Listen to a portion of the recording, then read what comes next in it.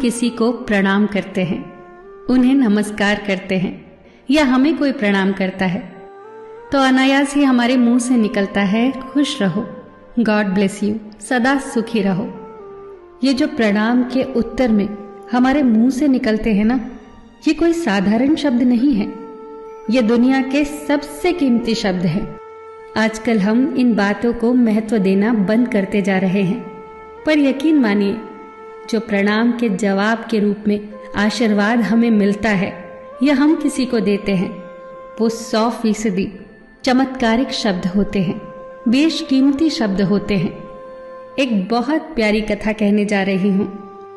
महाभारत का युद्ध चल रहा था। एक दिन दुर्योधन के व्यंग से आहत होकर भीष्म पितामह यह घोषणा कर देते हैं कि मैं कल पांडवों का वध कर दूंगा। इस घोषणा का पता जैसे ही पांडवों को चलता है तो उनके शिविर में बेचैनी बढ़ जाती है।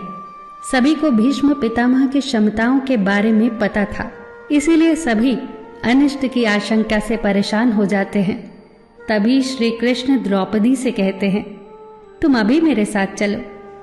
श्री कृष्ण द्रौपदी को लेकर सीधे पितामह भीष्म के शिविर में पहुंच जाते हैं।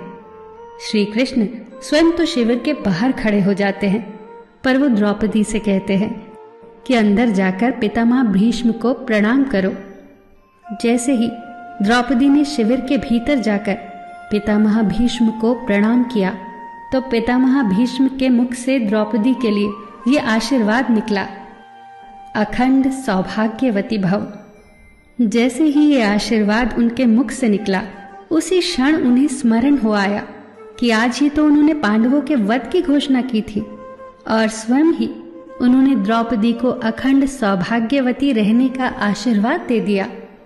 फिर पितामह भीष्म ने द्रौपदी से पूछा, पुत्री, क्या तुम इतनी रात को यहाँ अकेली आई हो या तुम्हें यहाँ श्री कृष्ण लाए हैं?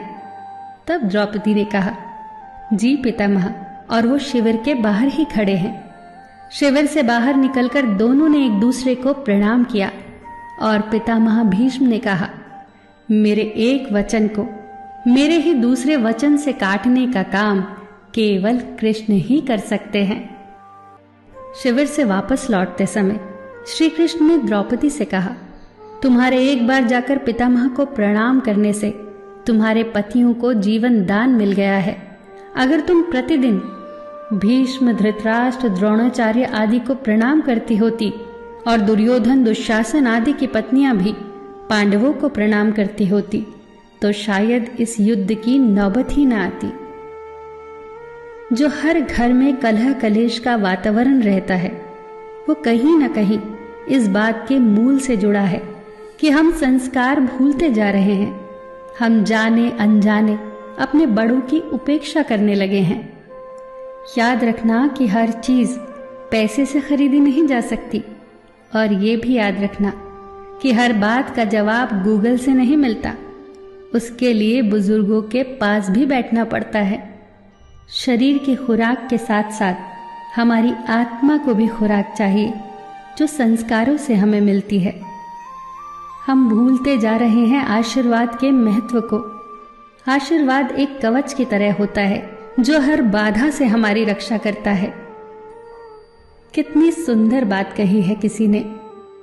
प्रणाम अनुशासन है, प्रणाम शीतलता है, प्रणाम आदर सिखाता है, प्रणाम से सुविचार आते हैं, प्रणाम झुकना सिखाता है, प्रणाम क्रोध मिटाता है, प्रणाम आंसू धो देता है, प्रणाम अहंकार मिटाता है, प्रणाम हमारी संस्कृति है।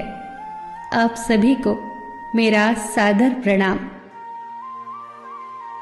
फिर मिलेंगे दोस्तों अगली वीडियो के साथ। तब तक के लिए अपना ख्याल रखना और हमेशा मुस्कुराते रहना।